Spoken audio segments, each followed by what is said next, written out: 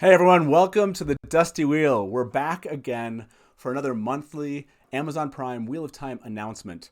We're going to discuss that, plus all the rumors from October, break those down, hear what you have to say, either in the chat or when you give us a call. We can't wait to get the panelists here, but I just want to, obviously you know the announcement, but I'll just put it out there. Michael McElhatton actually is part of the Wheel of Time series.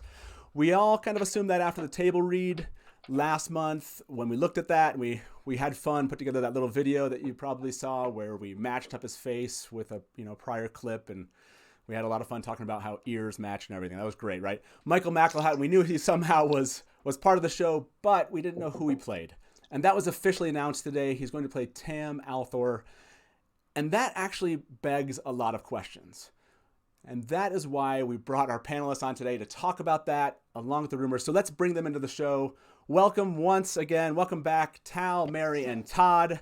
Appreciate you three being with us. And our special guest tonight, Tom DeSimone, a good friend of mine, and also happens to be the host of the DragonMount.com YouTube channel, the Wheel of Time community show, director of guest services for Jordan Kahn, and also happens to be a character in the books, which this is perfect then, Tom, having you on. I appreciate you being with us tonight. Yeah, thanks, man. And I actually hung out with my character, got to hang out with Tam during the last battle on the Fields of Neverlore. Yeah, awesome. I did. Yeah, that's awesome. I had no idea. And well, like we said in the social media tweets put out, I'm sure he also frequented the Dusty Wheel, right? Oh, for sure. I mean, he was an Andorran soldier, so he was probably in Island a lot. Oh yeah, he was definitely with us. So let's jump into this, Tom. I want to hear your reaction first. Michael McElhatton as Tam Althor. What was your initial reaction that when they chose Tam over everybody else that we kind of all wondered might be the choice? Well, I mean, it kind of like cemented the maybe Tom isn't going to be in the show, like Tom Maryland, because I was kind of hoping maybe he was Tom Maryland. So now they haven't announced him again, and it kind of made me a little sad about that. But him as Tam Althor is I'm really excited about. When we saw him at the table read, I went and I've seen Game of Thrones. He was in a show called The Fall that I watched as well, where he played like a detective. I went back and I looked up some of his other stuff that he's been in, and just to get an idea of where he can go. And he's done a lot of stuff. He's been like a drug addict. He's been a nice guy. He's been a dirty cop. He's been a good cop. He's been, Roose Bolton. So he's got a really wide range, and I'm really interested to see what he does for Tam.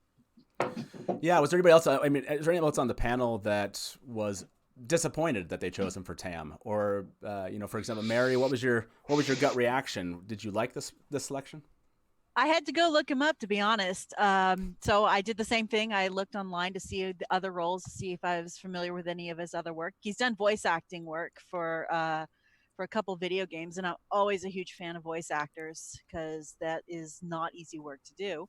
And yeah, I was amazed at the range. There seemed to be a lot of morally gray characters in his repertoire, a lot of bad guys, a lot of questionable roles that aren't very easy to play. So I was kind of jazzed to have somebody with that kind of breadth come to Tam Althor, and I'm curious to see what he does with it. Nice. Yeah. Either Tal or Todd, did you want him to play somebody else? I mean, when we knew he was going to come into the show, were you hoping for anyone else other than Tam? I wasn't. Go ahead, Tal.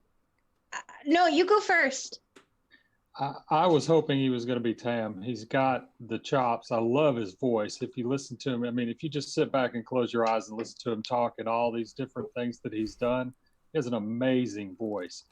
And at first I thought he would be good as Tom, but after we kind of talked about it and went through everything, and the more I listened to him, the more I wanted him to be Tam. So I'm pretty excited that he is. I mean, when our Tom said that, he was hoping he was going to be Tom Maryland, I got a little excited and then sad because he's not going to be. Yeah. And he looks like he could be a perfect Tom just walking into it. I'll admit, I was hoping for somebody a skosh younger. and like For Tam. cuter. I was looking for more kindness in the eyes than his IMDb picture gives us. But I had to look up his work. I've never seen him before. I never watched Game of Thrones. Oh wow. Okay. So I'm in the minority there. But I'm excited to see what he can do.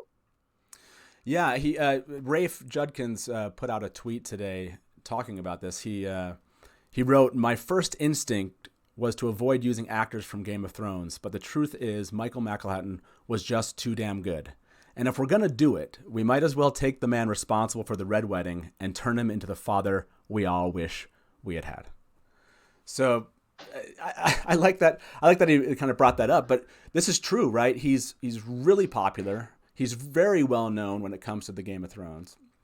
So if you think about being chose for Tam Althor, I mean, at least for me, I wondered why they would put such a prominent actor that's, in pop culture at this point, that's so well known for this into this role, which, if you look at the books themselves, he doesn't have, the Eye of the World. I mean, how much of the book is he really in? Very little. And there's not like he has a ton of, obviously his first interactions with Rand, and that's key, but then it's pretty much non-existent. So yeah, go ahead, Tom.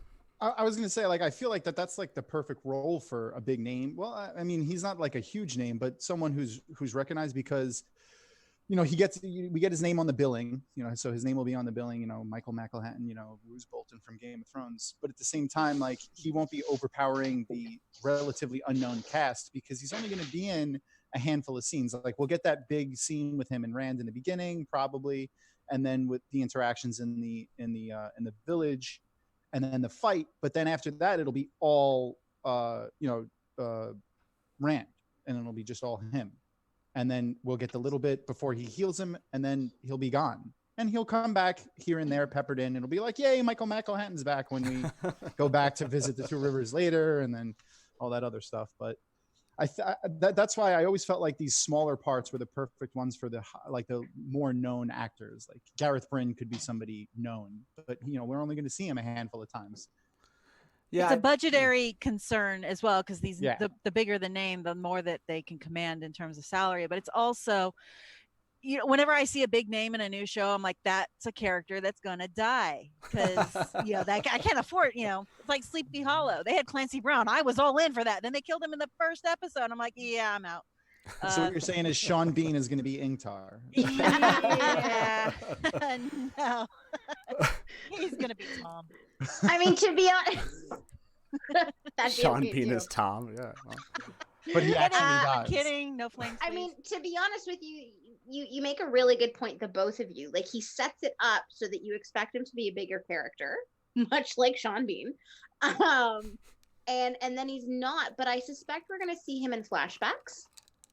Because point. A lot of what we know about Tam is all in Rand's memories. He sets himself up as this lovely man, as this great supportive father, a paragon of common sense and strength. And then we leave and we don't see him again for damn near 6 books. I like the idea you bring here, which is, okay, so I have a different opinion of what this means, but let me just kind of work on what you just said, Tal, which is, maybe we'll see a lot more of these, Rand's memories of his father, right? And there's things that they're, whatever, he's, Rand's kind of thinking back about when he learned X during his, journey to the Eye of the World, this idea that we will see Michael McElhatton that way, which we don't see in the books.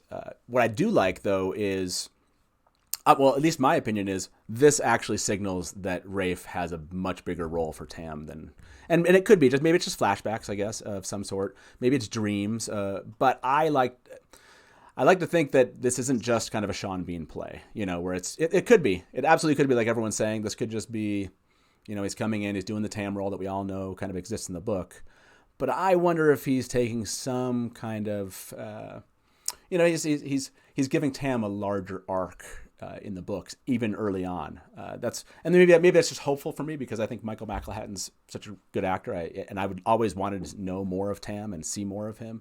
But it certainly could be that he's just, Yeah, he's in some dreams and some flashbacks and such like that. I mean, you know, that's a good point though that you bring up. Like he totally could. They totally could go the other way and just play him up a lot. I mean, we had the outrigger planned for Tam, so Robert Jordan. Like I mean, you're familiar with the way he worked. Like he used to say that he wrote backstories for every named character, even someone that's only named for like a paragraph. They had, and Brandon said it too, like each of these people, they had a name, they had like a motivation.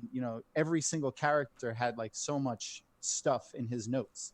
So Tam probably has a whole lot that we never got to see, simply because they planned the outrigger. So he was in the White Cloak War. He fought in a couple of wars with Ilian against Tyr. He fought a Blade Master one-on-one and killed him. So like, and he said he was sad about that. So like, they could play with all of that within the story and make Tam have a bigger presence. Yeah. Or they use his experience as a voice actor, and he's the voice we hear when Rand finds the source. Right? Like, I mean, who's to say? But I keep coming back to the idea that Moiraine is supposed to be front and center. She's the wizard, right? The wise wizard. That's her role. Yeah. So I can't tell if they're obfuscating the 5 kids, or if it's hard to say. I like some of the stuff they're saying in chat, which is flashback of Tam finding Rand, drag him out.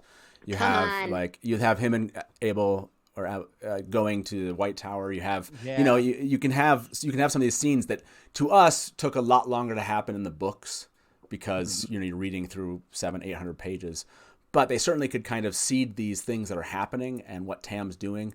Because at least for me as a reader, it was always like, where's his dad? I was like, it was always like a disturbing thing for me. Like, and then you hear like, oh, well, he showed up and you couldn't find him. And okay. Yeah. And it's like he doesn't care. Like he didn't look at all. It seems last Hi, we're leaving. And this Aes Sedai is going to take us. And that's the last he hears from him for like a year or more. Yeah. Go ahead. Was anybody else in a portal stone, so it doesn't count? When I saw that they announced Tam, was anybody else expecting him to announce Carrie also, or did that not cross anybody's mind? Oh, that didn't. Oh, interesting. No. I feel like they're gonna play Disney Mom with Carrie, and they're just not gonna talk about her. Disney Mom. She'll just be shadowed in the background. She'll be like a figure that you never really see quite, so you don't really get her face. Well, did we absolutely do away with the dreams? Because if we did, then we really don't need her. No. Well, our Sean Bean play Carrie. Dead before the show even started. But I would he doesn't need Carrie. She's not a pivotal. No, I agree. But I just wondered if they would. I mean, they're throwing out all these other names. So I just thought maybe they would throw her in with Tam if they were going to do it. I mean, but think of his experience. I mean, with the companions and such, it would be really, to me, he was always a much more complex character, right? And he'd known a lot of people. He had a huge history that would be really interesting to see. If he was going to go try to find his son, he would start working his contacts, people he knew, right? Like, I don't know. To me, it's someplace where they could go with this character that was never seen in the books. That I would actually, I know everyone gets really worried about this, and I get it, adding things to the books that weren't there, but I could see that happen because the information is there, and it just makes sense if your father's looking for his lost son that was taken by the Aes Sedai. I don't know. If you do that, go for it.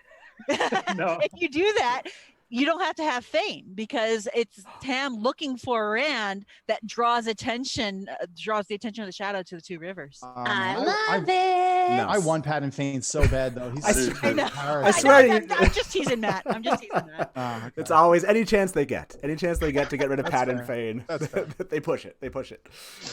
No, but we do. Yeah, you could. We do actually get a character later in the series when he's in Ilion. I think he's like the first captain of the companions, but he tells Rand that he served under Tam. I just can't remember his name. When Tam was the second captain of the companions or whatever, which is like a very high role. So a lot of people knew him. A lot of people. Yeah. Well, Where's what I'm Therese hoping when we for. need her? That's what I'm hoping for. I mean, yeah, he had Hold on. he had a lot of prominence. Right? And that's why there was going to be this outrigger, right? We were going to hear the depth of that story, and maybe it's really tempting to Rafe and his crew to kind of, build that into this a little bit. Yeah. I don't know. That's what everyone was saying. Well, what are we going to talk about tonight? Like, okay, well, now we know it's Tam, and it's like, no, but that could be something. This could be signaling something bigger than we think is being signaled, and we have a year and a half to think about. And I'm honestly, I'm fine if they add stuff or take stuff out of the story. I'm excited to get new Wheel of Time. This is going to be new. Like, I've had the same Wheel of Time for, like, don't get me wrong, I love the Wheel of Time, but I've had it for like 20 something years now. I know it all. Like, I'm excited for new, like something to surprise me with to get me. Why excited. else do it if we're not going to get a different perspective? Yeah, like if you want the books, just go and read them. Exactly. By the way, there's this fear that he's taking things away or that he's changed. Like, that is the point, is to change things. Exactly. It's not supposed to be a shot for shot remake. I want to point this out, and this is major spoilers for anyone that's watching. But my son, who's never read the books, he actually believes, though, he's heard me talk about the books enough, that he actually believes the whole point of Robert Jordan writing this turning of the wheel is that the Dark One wins at the end and convinces everybody that they've won. Anyways, so yeah, no, but there has to be something different, right? This new turning that we have, I want in the television series, I want to be. It doesn't bother me it's different, and it should be different in many ways, and it will be. We already know it will be. So I love bringing in this Tam piece. By the way, to those of you that are the first-time viewers, this is a live call-in talk show all about the books and television series, and so the call-in aspect we kind of try to bring into the show right around this time. So feel free, give us a call. Let us know what you think about Michael McElhatton, being cast as Tam Althor, and maybe some of the ideas that we've already kind of posed. What are your feelings about them? Let us know. We love to hear from you. We've heard from people from Sweden and England, all over the world. And I think somebody did they call us from Australia? Anyways, they're called from all over the place, and it's a lot of fun to talk to first time callers. Linda. Oh yeah, that's right. That was Linda. She was a guest. So as far as let's bring our first caller in, and we all know him well from the show. Nick from Florida. Let's bring him in. Hey, Nick, welcome back to the Dusty Wheel, man. How you doing? I'm doing pretty well. How's everybody? Great. Good. Okay, so what's your call here? Do you like this casting as Tam versus someone else for Michael McElhatton? I really do.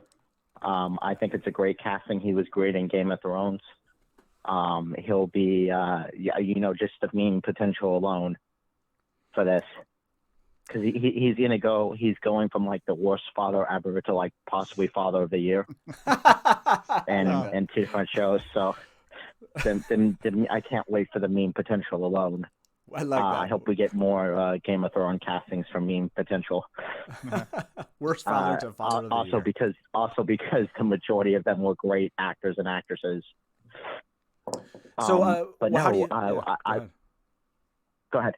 I was gonna say, how do you feel about this idea that do you think it's gonna be more like Sean Bean like, where we're getting the name, to put up on on the billing for the show, but we're really just going to get Tam pretty much that we have in the books, or do you think that this signals something larger from a role perspective?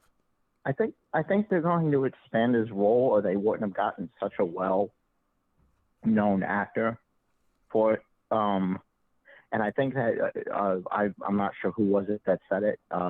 But the thing about he can fill Patton Fane's role in a large part, so it's another clue that they're going to cut Patton Fane. So I swear Nick is coming over to your side, Mary. Now he's just calling to tease me about Patton Fane. He's just trolling now. Yeah, exactly. Yeah, I'm trolling now. Okay. I will say to call him, I feel like calling him well-known is a bit of a stretch. He's definitely a character actor. He's definitely a niche actor. Like, you have to look. Just because you didn't watch Game of Thrones does not mean he's extremely well known. Yeah, hundreds of millions. Extremely well Certainly, known in but the fantasy community because of. We just had to be concerned if when they get to Emmons Field from coming in from their farm, if they go to the inn and there's bread and salt. Yeah. Just as long as the Rings of Castamere don't start playing. Yeah. That would if that's the background music the first time we get to the end, then it's definitely going to be a much darker show than we anticipated. Yeah. Well, hey, that at my wedding. no, I go ahead, Nick. Yeah, I think in all seriousness, it's a great cat, and I think we will see an expanded role. And somebody was tossing around the theory that on one of the Facebook groups that he could replace the Gleeman role. Like he could be the one that tells us a lot of the information, and that they even went so far as to be like he could be the one that could end up with Moraine. And I was like, maybe that's going a little too far. No, I love it. I am all over it. Oh man, Tam Althor with Moraine. Tam is hot dad. I'm behind it. Wow, Nick, way to blow that up. That at the year. Hey, Yeah. I appreciate that from worst father to father of the year. I love that. Hey, always, Hot dad. thanks for calling in, Nick. We really appreciate your opinions, and we'll see you next week, man. Yep. Hey. Bye. Yep. Talk to you next week. Bye bye. Later, Nick. All right. So the name of the first companion was Dimitri Marcolin. that was. Oh, sure. Nice. Ah. Oh, wait. Of course. Thank you, Marcolin. Carvalon.net. Anyway, Anyway. so let's bring in Lancer really quick. He's waiting. Let's see what he has to say. Hey, Lancer, welcome back to the Dusty Wheel. How you doing tonight? I am doing excellent. Hello, everybody. Missed you guys last week. Yeah, right. Yeah. You missed our Halloween episode where I proved that Lanfear was the most horrible of all. Did you, Matt? Yeah, she was I horrible. don't all think right. that happened. Yeah. Is that what happened? So, Lancer, what do you think about this casting of Michael McElhatton? I'm happy with it. I think one of the few did call it on that day, if you guys remember.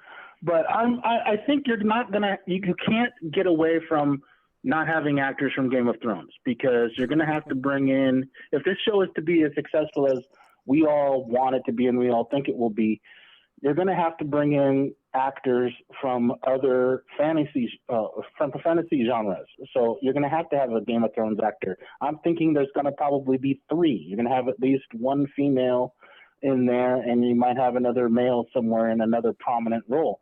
And you might even get somebody from, like Lord of the Rings or something like that in here as well, either in a big role or in a small role, so that at least people can connect the dots and say, oh, yeah, that person did fantasy. Oh, and they're doing another fantasy role. Cool, I have to watch this.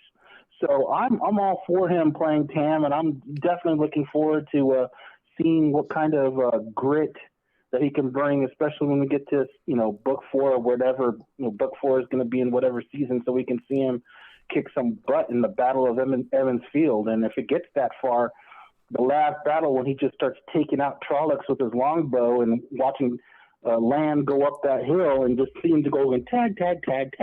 Oh, you're dead now. Next. That's when he's with me. He's hanging out with me in that scene, Bayard. And then he makes fun of me because that was a beautiful scene. And then he makes fun of me for not being able to shoot a longbow.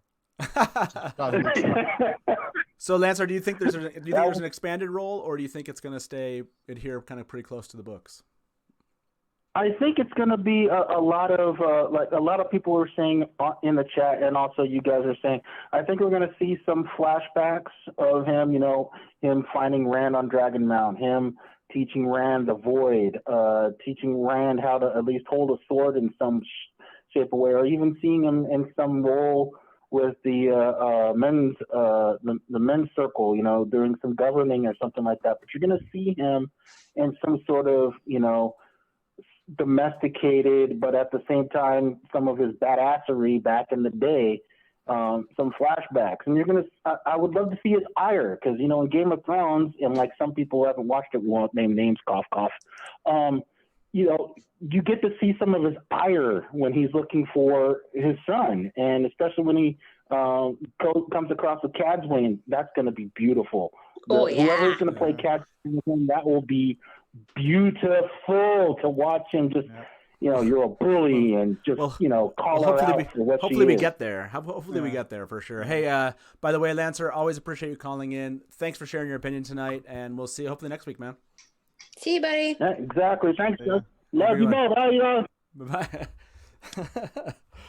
So yeah, there seems to be a lot of love, obviously, for this casting. I think, well, it's kind of hard to think that anyone doesn't love Tam Althor. I haven't met a fan that doesn't like the character, and but that's not the from Tam's perspective, like the perspective of the announcement today, we know that piece, but a lot of stuff has happened in October, and I kind of wanted to get your opinions about these. We haven't broken all these down. I know a lot of others have talked about these over the last month, but I wanted to hear your opinions. One of these that came out, I guess it's not a rumor necessarily, because we saw a lot of these listings about actors playing, I think it's Matt's parents, and we also saw one actress named Helena Westerman. She's clearly in the table read video, and the listing for her was playing Lila Abara. Now, that's led to a lot of theories about what that might mean, calling her Lila Abara as far as the name. No, that's stemmed, that's some of the theories are, well, they just threw that name in there to kind of troll us and, make us start asking questions. Some talked about her, potentially being Perrin's wife. So I wanted to throw that out to you. Have all of you heard about this rumor? And if so, Mary's face. If so, what are your thoughts? Mary, why don't you start us off? No, I'm sorry. No, not the wife. Not the wife. That's not Perrin. And I'm sorry. I'm very protective of Fael. She's one of my favorite characters in the series. Yes, ma'am. And if there's any relationship beforehand, even though in the books there kind of was, but it was a schoolyard romance type of a thing. Yeah. But people are already going to hate her anyway. If she's the other woman, it's just not gonna work. She's such an amazing character, and Perrin is such an amazing and loyalty is one of his main attributes. And I'd hate it to be like, they're married and he runs off and becomes a wolf and hangs out with a falcon and all that shenanigans. That's just completely out of character. And I don't want that story. I don't need that dynamic. I'm so tired of strong women being pitted against each other in TV and movies. Thank you. Forget it. I don't want them to do it either. Like, I don't want them to make him him have a wife. But if they did it, I feel like they would probably kill her in Winter Night. Oh man. What's the point? Yeah. I don't need that. We don't need to fridge her either. It's not necessary. No. Thank you, Mary. I don't like it at all. Perrin and Fael are two of my favorite characters, and thank you. Will fight everybody when they say that they hate their scenes. Every time I will argue with you until we can't talk anymore. I have no problem with that. Oh man, I should have you on then later because those are not my favorite scenes. That's for sure. That's fine. I will fight. I'm like, do you not care about your wife, Matt? Like, what's wrong with you? Like, he's just always sad about his wife being kidnapped. Who wouldn't be sad about their wife being kidnapped? No, you should just get over it immediately and not care and leave. Who are you? With the other hot chick who happens to be queen somewhere else. Right? Yeah. That's totally in character for Perrin. Like, you've never been in a relationship where you care about the other person? Can we get rid of her? Get rid of Marilyn? Oh wow.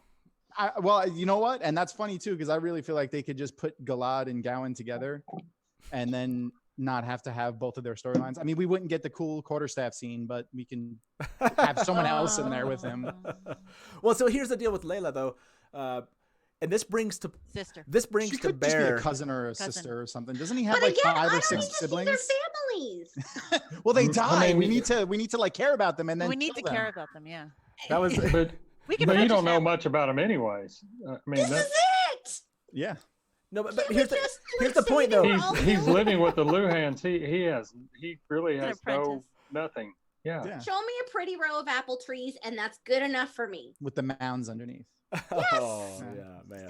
No, but this is the point. Is like I brought up with Tam. I would love to see them innovate with him, but then then this Layla Abara, and it's like, don't you dare! You know what I mean? No, but Matt, what I'm saying is, it doesn't add to the story. All it does is set up why Perrin is sad and why he hates Trollocs. Like, we don't need to meet a wife and have her die to have that happen. Yeah, no, that's true. What I'm saying is, though, if they did this, if this was his wife, my assumption would be that they would write it better than that. It wasn't just like, oh, this is so he hates Trollocs, as my guess. Rafe and his team are not that one I dimensional. hope not. Yeah, I guess we don't know, right? Yeah. But it's kind of hard to believe that they would bring this person into the story. Have gone to all of this trouble. I mean, to build the story out, and it's just like she's there just so he ends up hating For like Trollocs 20 enough minutes to of the run first away with episode or more however rain. long, Winter Night. Yeah, like I would hate that. And from what we can tell with the name of the actual episodes, it doesn't seem like we're going to get that much in the Two Rivers anyway. So No. in the end of the day, actually setting up something like this, but it begs the question, which all of us have to account for. Yeah, it could be a cousin, right? Yeah. It could be something. I don't like it. Maybe they'll give him older siblings. Maybe there's something in here where, because if I remember correctly, all of his siblings are younger. Yes. They're much younger. So Yeah. Maybe there's something here, right? They could have some kind of scenes here where we're getting to know more of his family, and that she comes into play a little bit later in the show. So that's kind of my hope. Oh, by the way, we have a caller on, and let's bring our caller in. It's Ivan from Oregon. Hey, Ivan from Oregon, welcome to the Dusty Wheel. How you doing? Hey, I'm doing well. How are you all doing tonight? We're doing awesome. Hey, thanks for being a first-time caller. We really appreciate that. So what have we talked about tonight that you're interested in bringing up? So I was just hearing the conversation about Lila Abara, and I don't mind bringing her as a character, even Perrin's wife. And for me, the thing is, growing up in an agrarian community, it's not uncommon to have 19 to 20-year-olds married. And my thing is, you can have her and Fail in the story, because what I'm thinking is, if they do include her as Perrin's wife, is that she dies during the Trolloc attack on Edmund's Fields, and you can kind of see how Perrin's attitude, and that explains all of the things of how he's going to deal with Fael in the future, or that's going to affect the relationship. So I think that could actually add a layer to Perrin's character. I mean, you don't have to cut out Fael; it'll just add an even bigger layer to their relationship. Yeah, I mean, so you're bringing up. So Ivan's bringing up an interesting point here, which is, let's say it is. Maybe they're able to write it in such a way that this adds a dimension to Perrin and Perrin's eventual relationship with Fael that isn't so. Because I know, Mary, you're not a fan of this, but that this could somehow lead to more depth of that future relationship, as far as us believing that Perrin has some maturity when it comes to relationships in general. Is anyone sold on that? the idea? Yeah, No, because no. I don't like it, but I can see it. Like, I could see the logic behind it, and I could see it adding, like he just said, like the caller just said, would add another layer to that character. It would make him, like, at least until he met Fael, at least, or got into a relationship with her, it would make him a lot darker. Like, he would be dark throughout the whole thing, instead of just kind of this like doe-eyed kid, like lost in the world. He would kind of have like a mission. I want to go kill the people responsible for this. But one of the That's jokes not his between the three of them, character, though, is that they don't have any experience with girls. Right. That's kind of That's the running gag. That is the running gag. And to Matt and Rand Ivan's would know what point, to do. and to Ivan's point about agrarian societies having younger marriages, that's not how it works in the Two Rivers. Right? So like we They have to wait till know after they braid their hair. yeah, like and- we know that like Egwene is supposed to be what, 17, 18? 16. 16, 17, yeah. And Rand is 19. 18. So but they're not remotely close to being there yet. Well, this comes back to how old are these characters going to be portrayed in the television series. So I'm just saying they could make them a little bit older. I like Daniel Green's comment. He said married men can think they're bad with women, which is true. Can I fair. please say yes to that one? But part of the appeal between Perrin and Fael is that he is like a doe in headlights all of the time. Like, he is so confused and confounded by her behavior because he's never had exposure fantastic. to a woman. Hey, Ivan. We haven't meant to try to cut you out here. What is your? Do you like the casting of Michael McElhatton as Tam, and do you want to see that role be expanded? Yeah, I do. I was actually talking to my partner. I was waiting for What Wednesday all day, refreshing my Twitter. And my partner is not a Wheel of Time fan yet, but she did watch Game of Thrones, and I know just having him be part of this show instantly caught her interest. So I think that's also going to help in that in that sense. But also, I do think they're going to have to expand, it's leading towards they're going to expand Tam's role. And obviously, I don't have any inside information there, but just from other shows, that's what I'm thinking is going to happen. But yes, I do like it. Hey, well, thank you so much for calling. We really appreciate you doing it. First-time callers, we love having them on. Hopefully, you'll keep watching, and hopefully, you'll call back next week if we happen to bring up a topic that you enjoy. Have a good evening, and again, thanks for being with us, Ivan. Thank you. Have a good night. You too. Bye. Bye. I like how he said his partner's not a fan of Wheel of Time yet. Yes. like he's gonna get her. No, this is another part of Michael McElhatton coming in, is certainly brings a fan base, and I do like that they're not giving us him in the Roose Bolton character. Although I was pushing and still am a little bit bummed that he's not going to be playing Mordeth. I really wanted. I don't know. I'm hoping they bring some consequential character, because I still believe that Patton Fane's going to make it. And we might end up covering that a little bit, and I'll tell you why I believe that's going to be the case. If you haven't heard that rumor or seen that news, we'll talk about that in a little bit here. But yeah, I still believe Patton Fane's going to make it. I'm a little bit bummed, but Michael McElhatton playing Tam is totally cool. I love it. Yeah. So back to Lila Abara. So I don't want to belabor that point, but yes, I can see everyone's point here. We could get a little bit older characters to begin with. They could have more experience than we give them, and we might not get the running gag of never having experience with, a woman or something. But like Daniel said, maybe it's just that they happen to be married and not have great experience. Who knows? Well, Matt and Rand's could be like, oh, Perrin knows what he's doing, and then we cut to Perrin. Perrin's Rand's probably better at this than I am. So. Right. I mean, do you guys want that? So let me throw that out there. Do you want that gag in the show? Is it something that it's definitely a running gag in the show itself. It's adorable. I don't want it overdone, but it's adorable. It also just frames to show how not experienced naive they are, not just in that, but just to assume that their friend knows more about this thing and they don't know, and not even observe how they act. Like they think the way the way they see their friends interacting with the other women is actually better than what they do. So it just shows like a naivety that they have with social interactions in general. So I kind of like the gag. It's funny too to see them each saying it. So, but I think it adds that other depth to it too. It's charming. So I want to bring up a second kind of rumor news. It kind of all depends on how you view this, because it's not a rumor in the sense that there wasn't any evidence. They had audition tapes come out in late October, or they started, some of the sites out there were mentioning that they found on Vimeo some audition tapes for some characters in the Wheel of Time. Now, it wasn't clear if these were legitimate tapes. It kind of seemed like it. Some of the names weren't, the exact names that we are familiar with, but you could tell the subject matter. The person talking to the individual that was kind of auditioning or doing their tape used like the dark instead of the dark one, and shaman instead of wisdom.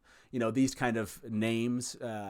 But what was interesting about them was one of those, which is no longer online. If you go look for it, you'll end up finding a kind of takedown notice from Amazon Studios. So you can't see it anymore, and I don't think that they actually – I don't think anyone pulled down recordings of them before that happened.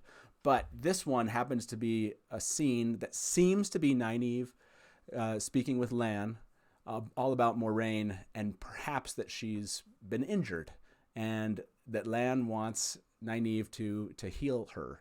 And so there's this like interaction. You can go find this. Maybe we'll link it in the description later. But you can kind of read through this, and it's a very short little scene. And then there's one between Nynaeve and Moiraine. And it was, this is that whole kind of point of we don't know if these are actual scenes that are being it, but it did lead us down this road of, okay, so Lan, Nynaeve, and Moiraine, and they're going to be out and having some kind of journey. And at some point, the idea that Moiraine might be injured. What do you guys think about that? Again, this brings to fore the idea of them making changes to the script. Can you see something valuable about having this scene of Nynaeve healing Moraine? I honestly don't like it. Like I really feel like a big thing, especially in the first book, is like Moraine's stature with the group, where it seems like she's completely infallible. To have her injured and like show this like to have her put in this position this early on, which, because this meeting happens like a few chapters into the book, before they even get to no, it's after they leave Borland. So it's not that far into the book. So what are we thinking? Like episode 2 or 3? I really feel like that's too early to break the facade of Maureen's power. Yeah, I don't know that we can afford to have her be vulnerable this early in the series, to your point, Tom. Truly, like I think impactful. There's room. Like there's room for it later, but you need to set up her Gandalf. Yeah, like we get her. She's probably going to be being a badass at Winter Night, and then she's doing all the mirrors of mist at Berlon, and then she's doing all the crazy fire stuff when the Trolloc army's chasing her. Like it's just more impactful to have like, whatever, someone hurt Moraine, like that's scary. Like to do it that early before she's fully recognized as being like this super powerful, compared to the kids out of the Two Rivers person. I feel like it's just not as impactful in the story if we had the build up of like the majority of the first season before we took her down a notch. Okay, but it could be a situation where she's just exhausted herself, maybe, perhaps, so maybe it's not, maybe it's not directly, related to her being technically. But Lan would know what that is. Yeah. He would, but he might need her to not be in that situation to maybe mix her like some herbs or something. I honestly, and she does do that. Yeah, she does. Like she makes her tea and helps her sort of rest and stuff. But what I was gonna say is it's important to know that audition scripts are not at all necessarily scripts for the show. Sure. They beef up lines and they change things to amplify characteristics and traits so that they can get at the heart of the character. And so that these transcripts of these audition tapes aren't necessarily indicative of the story at all. Sure. But I love the idea, though, that all of our concepts of who these characters are and what make them, what's fundamental to them, are kind of not that they're our headcanon of how exactly it has to happen, in the sense of, this is a new turning. It might be interesting to see, just like Brandon had his own, own takes on characters. I remember chatting with him about this. What Jordan revealed about, Matt's character doesn't mean that's all Matt ever was, right? Just because you get the dialogue lines for Matt and you think like, this is how Matt would say something, does not mean that that's how Matt said everything in every interaction, just the ones you heard. So in the same way, how we view Moraine, to me at least, doesn't take away the room that Rafe is going to take for, characterizing her in the way that he thinks, or the writers think that they can and should. So her infallibility, maybe that's not something that they find so key. Maybe they want to do something else with her. And that's kind of you're right in saying that this isn't necessarily a script that's going to show up, or those dialogue lines or whatever it's suggesting is happening will end up in the show. But I do like the idea that it's pushing this narrative that we're not going to get a word for word, scene for scene show. And in the same way, Brandon had mentioned that, right? Brandon's talking about how, like, hopefully we like it. Some of the changes he's giving us comments on some of the changes and some of the things he appreciates, and he's still, it's like he can tell there's changes, and he's almost like prepping us for the fact, right, 100%, that we're not necessarily going to see the exact characters we think that we know from the books. So that's why I thought it was an interesting piece. And I brought up these Vimeo videos because one of them happened to be audition tapes for Pat and Fane. So there we go. Pat and Fane's in the books. Pat and Fane's in the TV series. We don't have to worry about it. And the character's name is Phineas. Yeah. But he's obviously Pat and Fane. Phineas Fane. Also, what happened in October, we also got a lot of, right at the beginning of October, there was some controversy on whether or not there was a photo of the set. And it was a really interesting photo. It almost looks like someone's hovering over a river of some sort. Like, I don't know. It's like, and I don't know if that's meant to be a character in it, but it was, and it went back and forth. Is this the Wheel of Time or not? I don't think, from what I recall reading, that it was ever 100% sure this is the Wheel of Time 100%, because obviously Rafe, I don't think, is confirming that. But a lot of the cast put out pictures that made everyone feel like this is happening in a very close area to what's going on here. So one of our viewers in the chat asked, what scenes do you think that they're filming in France? Did anyone here on the panel know that they were filming in France? And if so, what do you think they might be filming there? Camelin. Yeah. Yes. Mont Saint Michel would be perfect for Camelin. Yeah, to me that just seems the most obvious. But although some said Carheen also. Any of the major cities, especially where you have Carheen and Camelin, I feel like are two of the perfect examples, because you have the rough part of the town butting right up against the rich part of the town. And you get that a lot in the certain areas of the older and newer buildings and really nice buildings and kind of shabby buildings. Where in France? Do we know? I didn't look that one up. Yeah, I don't know exactly where in France they're doing. I think it was Rafe put up some pictures on Twitter about it. So maybe the next time. Are they geotagged? Because France is a big country, yo. Yeah. Well, some of them I think were in some form of palace, it seemed like. But Camelin kind of came to mind for me. Just they seem progressively to moving forward with the story, and that kind of seemed like an obvious place that it would be. Yeah. But they're filming the first majority of the stuff is going to be coming from the first book. So yeah, absolutely. We have a caller, Beth from Indiana. I think Beth has called us before. Let's bring her in. Hey Beth, welcome back to the Dusty Wheel. How you doing tonight? Doing well. Very good. Glad to be back. So yeah, we've covered a lot tonight. Where are you at, and what did you want to bring up? Well, I was talking about the leaked casting videos. Yeah. My thoughts on that scene with Lan Moraine and Nynaeve was that it was after Shadar Lagos. I always felt in the books that it was kind of lame how they all got separated. Because, come on, they're in an extremely dangerous place, and Lan Moraine and the kids all get so distracted they're 100 yards apart from each other. I pictured it more of, yes, they do get split by a fight, but they're all together, and all of a sudden, Trollocs dump on them. And then they get split up and have to get out. And it just, perhaps Moraine gets injured there and does need Nynaeve's help. Yeah.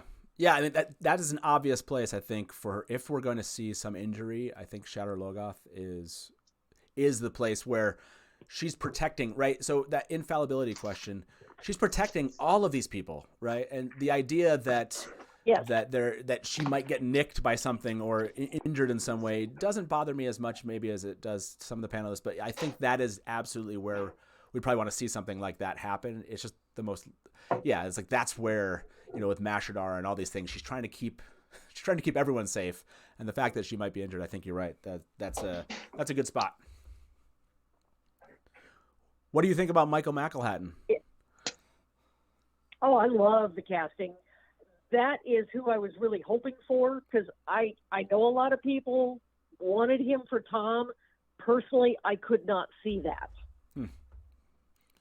It may have worked perfectly. He may have done a wonderful Tom. I just personally couldn't envision it. And I think that's that question of Tom or Tam. I definitely lean that way with Tam.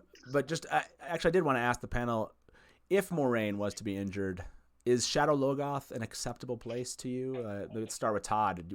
Would you be okay with that, even though it would make her less obviously fallible? I think that's the best place to do it. I'd rather they didn't. I mean, I remember thinking that she was invincible. I do remember. I mean, it's been so long since I first read the book. It was a long, long time ago, but I still kind of remember thinking how invincible she was through the first few books. You know, she just didn't have anything other than she got tired from channeling. I mean, nothing really ever happened to her. You can say at the eye, you know, she's not. I mean, she does her best there, but she's not invincible there. Right, but still,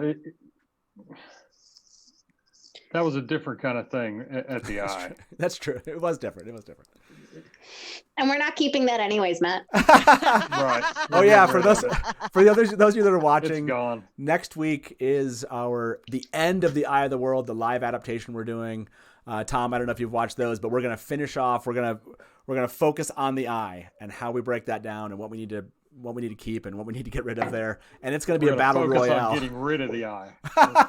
There's a lot of people on this panel right now that are going to fight hard to get rid of him. That's for sure. But I like a lot of the eye scenes. So if you want to be with us next Wednesday, by the way, show up at the same time. We'll be doing the live adaptation, End of the Eye of the World. It's a lot of fun. You like the metaphysics. That's I do. Yes. That's very true. Did anyone else have a comment on Beth's point about if there was to be an injury, let's do it in Shadow Logoth? Yeah. I mean, like, and just to reiterate back, it, like, I'm not like I would be fine if she got injured. Like, you know, I'm talking about to the point of where it's like she needs healing, and like, or she's like where Lan is like, oh, she needs healing, help her. Like, that's the part where, you know, I would come back from. Like, if she's shooting fireballs and gets nicked with arrows and, like, you know, is having a Trolloc come at her and Lan is like blocking sword, you know, forms right next to her, like, and gets nicked with the sword, that's different. Yeah. I meant more of where she's, like, you know, vulnerable and needs help. But I think the ways would be more interesting, because then it would show like the more like the dangerousness of the ways. Like, oh my God, this Aes Sedai has been with them this whole, and now they're in the ways, and this is when she fails. Like in here, that's an interesting spot too. Yeah, for sure. Hey, Beth, thank you so much for calling in. We really appreciate it, as always, that you watch and that you participate. And hopefully we'll talk to you next week. Oh, you very well might. Thank you much. See you soon. Bye-bye. Bye. So we have a first-time caller. His name's Sean, and he's been on just holding for a couple minutes. Let's bring him in. Hey, Sean, welcome to the Dusty Wheel tonight. How you doing? I'm doing okay. Awesome. Hey, thanks for calling in. So what of all the things we've talked about tonight, what are you most interested in bringing up? Who do you guys think would be the best lull the Ogier? The Ogier. How many people of that size and stature to play that? That's an interesting question. So you're asking if you think he's going to be more of a kind of CGI digital character, or if they're going to, you know, practical. Yeah, make it more practical. Well, I hope practical. Yeah, what's the? I mean, really, the only way to go would have to be practical. To save money. I mean, I personally think they're going to cut out the Ogier entirely. Ooh. Not the only one, huh? I hope they do. He plays I too hate big it. of a part. I know, but Not really. I mean, it could be done. Sean, we should tell Sean. It could be done, but should it be? You should go back and watch episode 4 or 5 of the live adaptation we did. You'll hear this. You'll hear this argument. Yeah, this is a good question. Should he be? You know, and Loyal. I mean, Tom, you just said you think that they could cut it all the Ogier. Completely. Do you mean like no problem? Like they're not alive in the? Yeah, they're you know? extinct, or they died out in the breaking. Yeah, no problem without having any Ogier in the show. No, don't get me wrong. I love all of their scenes, and I love all like them as characters. Do. Yeah, but you could easily cut them out with little to no change to the story. Yeah, no, I hear you, but I know there's a lot of love. By the way, if you saw this episode, fans love Loyal more than they love Tam Althor. I can tell you that, because we talked about cutting Tam in some way or not including him. I don't know. People were not that bummed as compared to when we started cutting Loyal. And so, Sean, you're expressing a love for a character that everyone else we talked to on the phone shares, which is keep Loyal. That's for sure. What was your Hey, Sean, my favorite by all is the blacksmith. You know, Perrin's the favorite of everybody that works metal. That's true. That's true. By the way, do you like the casting of Michael McElhatton as Tam Althor? I've not seen anything he's ever done. I really never watched the Game of Thrones, so I don't really care.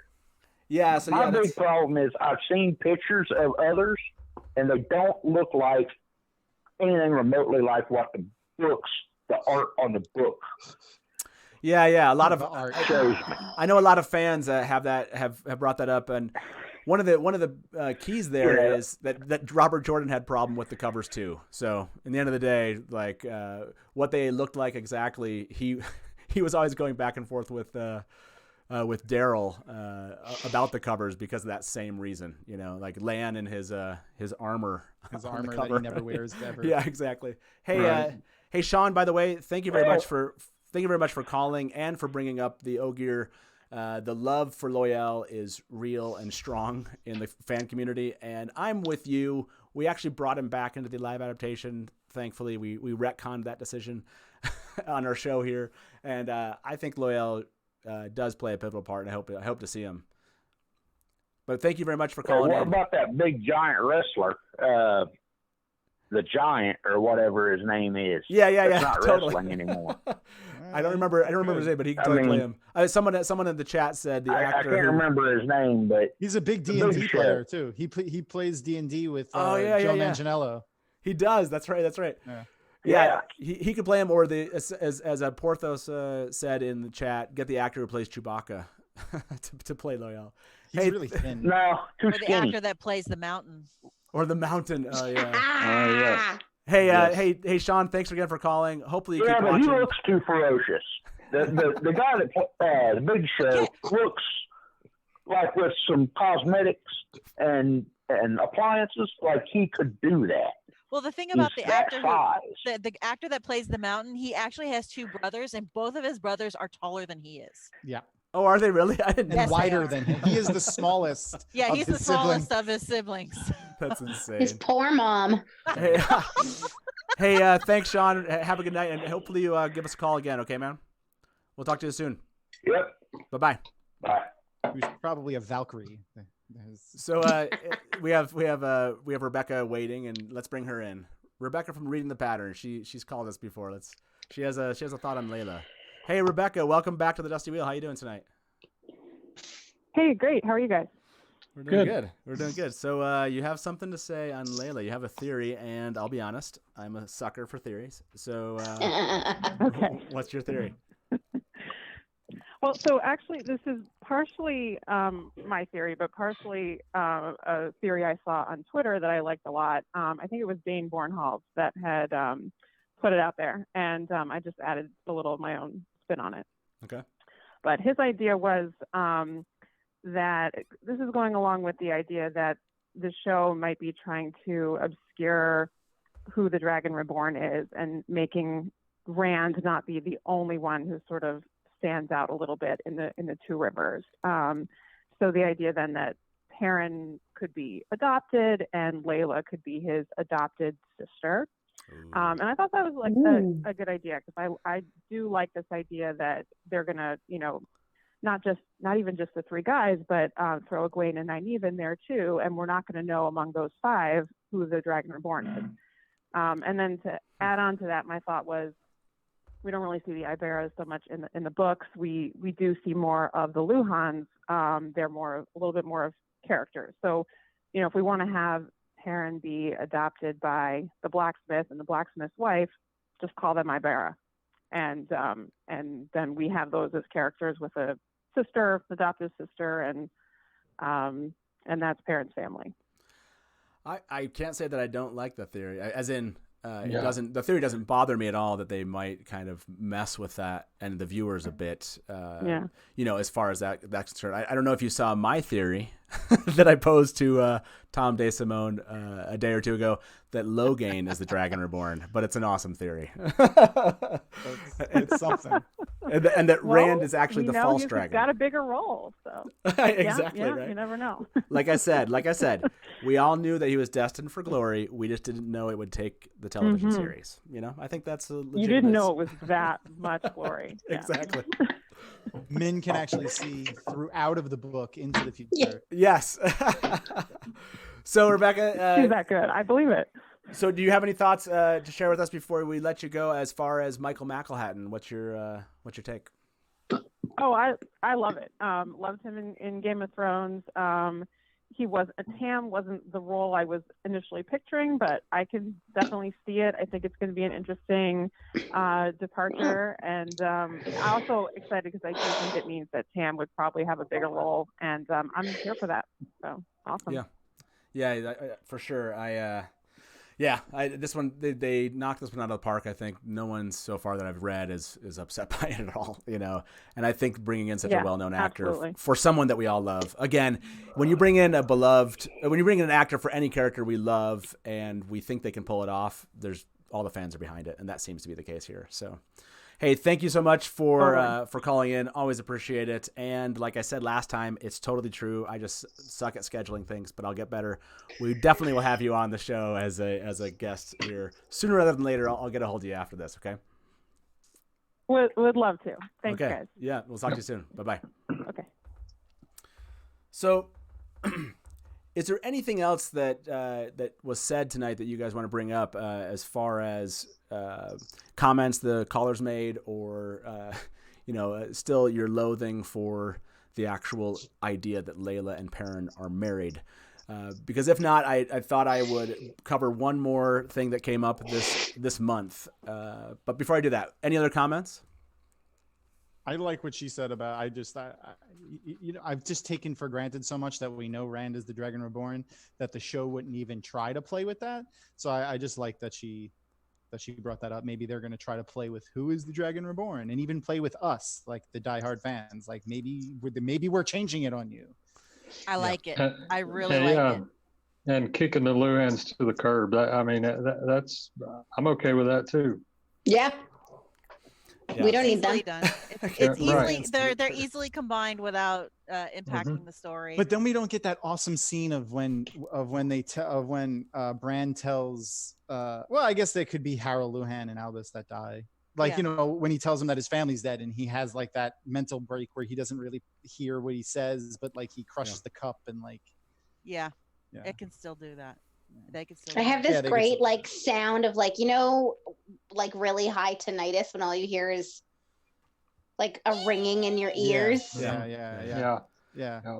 Like he's like shell shocked, like when you get some of the war movies where you have when Archer finds out that Lana's baby's his.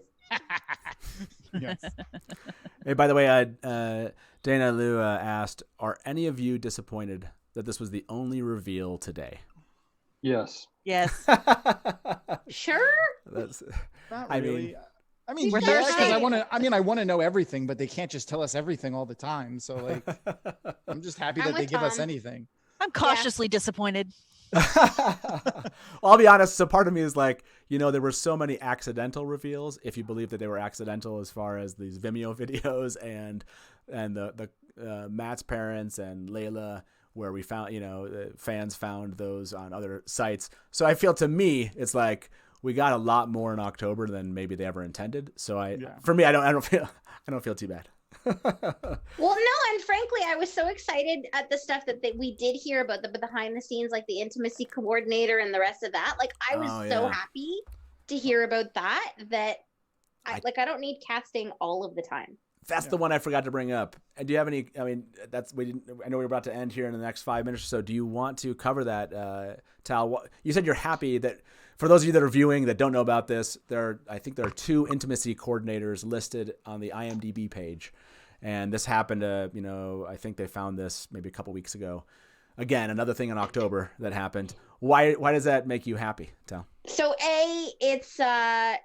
it's an industry idea that is relatively new. HBO picked it up last year for those who are interested in what the role means and what sort of the impact and significance are. There's a really good Rolling Stone article. Just Google Rolling Stone intimacy coordinator. It'll come up. But HBO has committed to not producing shows without one. And I'm happy to see that Amazon has picked up the practice, especially with as diverse in age and experience a cast as they have. And I just think it really sets a tone for what TV is going to look like in the future. And it was just really exciting to me to sort of see something positive in terms of how the culture of the show itself is going to be set up. It speaks volumes to me about what they want the show to be. Yeah. You went so much deeper. I was like, so there's going to be Sorry. sex. I was like, No, so sex. It doesn't necessarily have to be that. Oh, I mean, I the accepted testing is done in the nude. There are a lot of Right. scenes where people don't, there's the sweat tents. There's everybody's favorite bath scenes. There's a lot of things that are intimate but not sex. Oh, I know. It was like, I was like, that was really complicated. Like my brain was like intimacy coordinators. That was the first thought. and then the other thoughts came, but that was the first one. Like, oh, okay. So HBO sex in the show. It did suggest to me that, like, we all kind of imagined that this will definitely, I would imagine this is going to be a mature show in most fashions, right? I mean, this is just the attack at Winter Night, but from the intimacy coordinator perspective, it does suggest that that's certainly, this is going to be, maybe it's a family plus adult. I don't know what the rating will end up being, but it does seem like, I doubt it'll be Game of Thrones in that way. I hope it's not. That's not what the Wheel of Time is. No, yeah. When I say I doubt it, I don't think Rafe's going there, right? Like in the end, that's not the show, but it does have mature themes, and I'm glad they're not necessarily shying away from that. So, and there is a lot of sex in the books. It's just not shown on the page. Right. And especially in the first few books, we were talking about that earlier. There's really nothing. I can't even think about the first time that it's even alluded to. Well, Perrin sees Maureen full frontal, right? So, like, to Mary's point, there is a lot of visual nudity that we see on the page. I don't even remember that. So yeah, he walks in on her in the hotel. Yeah. In the inn, not the hotel. The hotel. and the guys too, with the boys in land, they go to the baths. Yeah. When they're in the inn also. And I just think, especially because the young cast has such a diverse experience in terms of some theater, some TV, some movies. I just like the idea that there's a person there or a couple of people there to mediate some of those discussions and give them space to talk about it. Yeah, no, I think those are all good signs. Nothing that's come out so far about the show has made me think that they don't have a great handle on this and they're not doing great things with it.